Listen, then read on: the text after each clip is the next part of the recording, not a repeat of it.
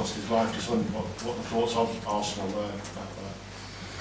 Well, so shocking news when I got them yesterday, obviously. So straight away thinking about the family and how difficult it is to go through something like this in a very unexpected way as well. And hopefully they will dig in and understand what happened, why it happened, and try to avoid, obviously, these kind of things. But really sad news, and our full support with the family and our thoughts with all the loved ones. Which brings everything into perspective. But to crack on with other questions, can you give us any injury update on Martin Odegaard? Martin will be training with us the next 2 days, so hopefully he'll be available for the game. Okay, so racing to be fit? Yes.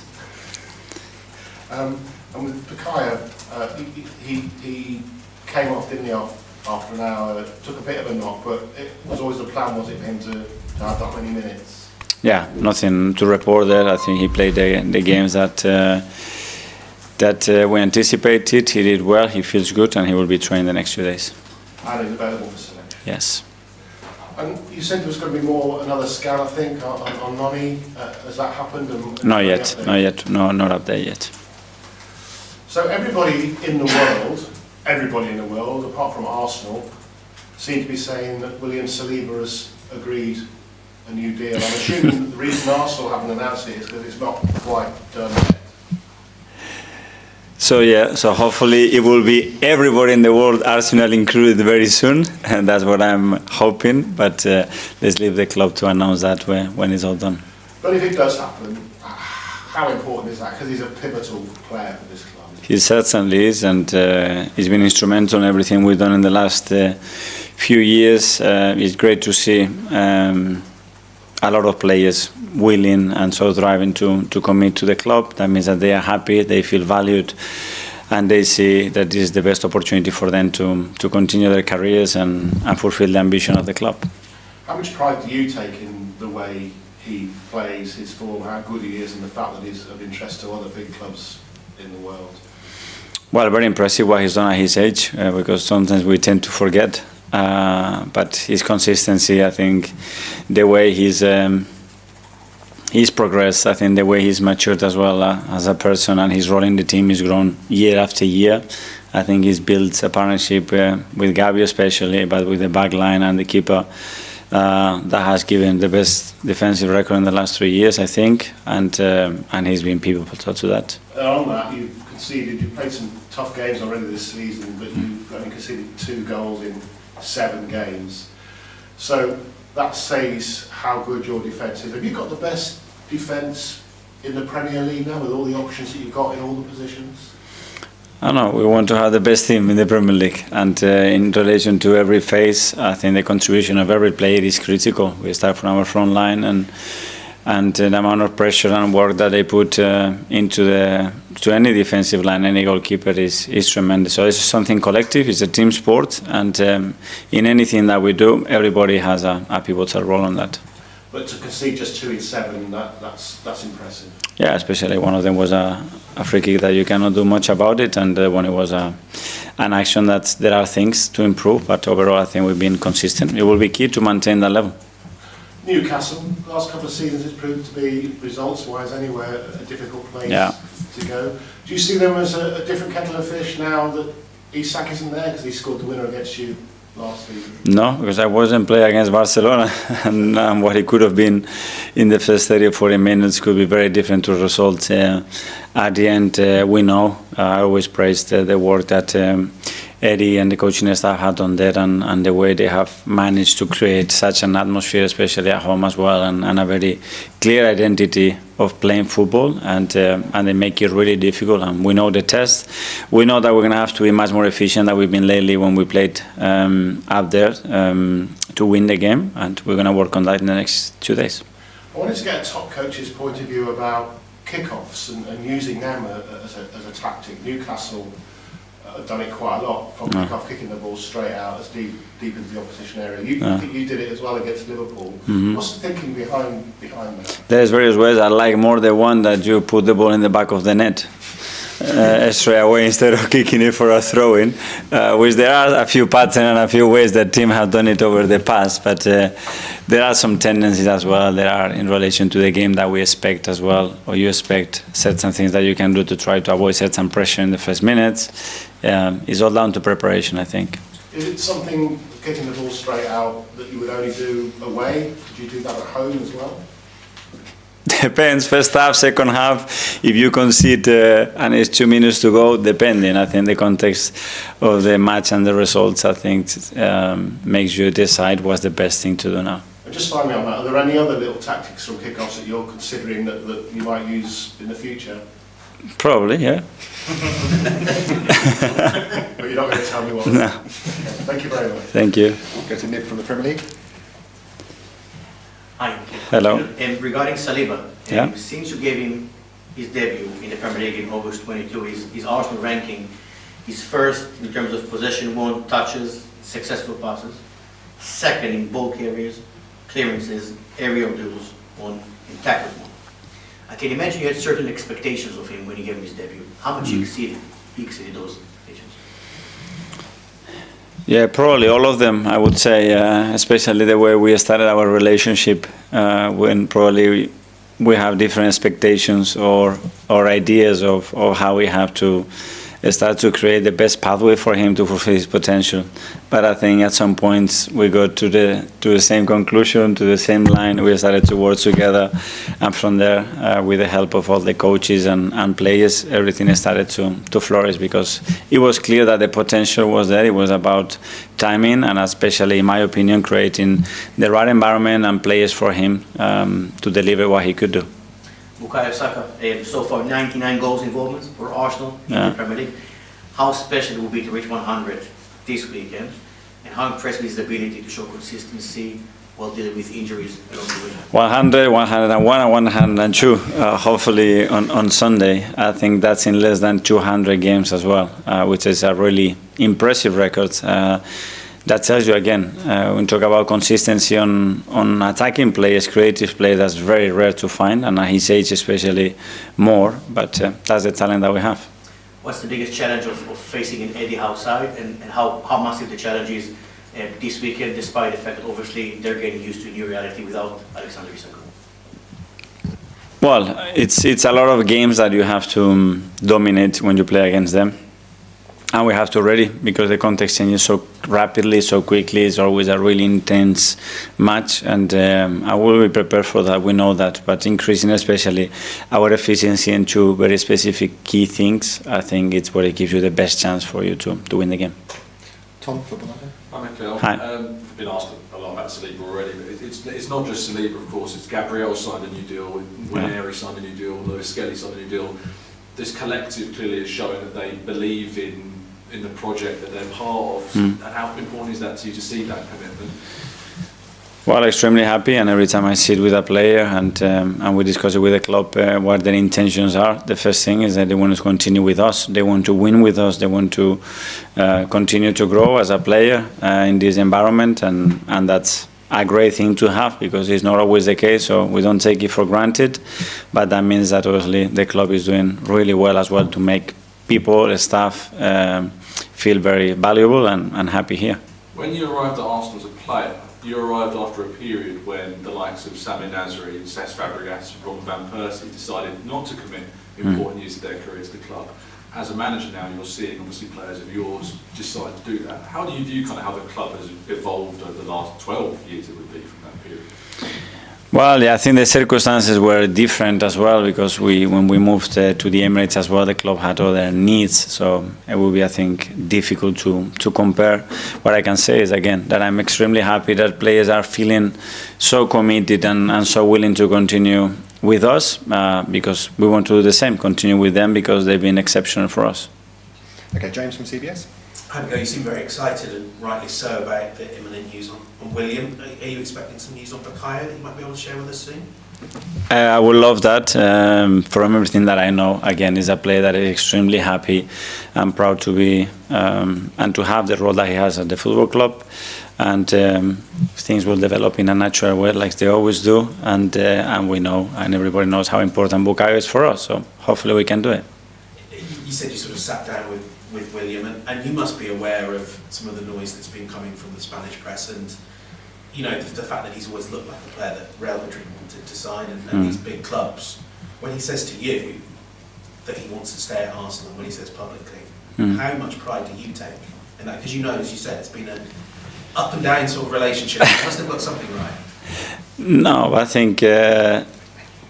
Well, I was quite direct with him, because when you hear that noise, and you can understand certain expectations, at the end players have feelings, players have been educated as well in their families, maybe dreaming about something one day, and that's a really natural thing to have. When I sit down with William, I ask him the question, he said, no, I want to stay here, I want to play for you, and I'm very happy in his own way, so that's great to hear.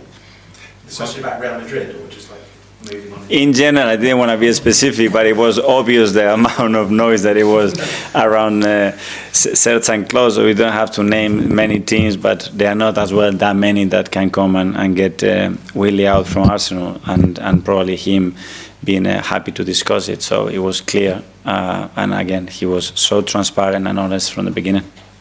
Simon Standard? Mikel, how would you describe the atmosphere at St James's Park? Incredibly beautiful. I think it's one of the best football atmosphere in this country.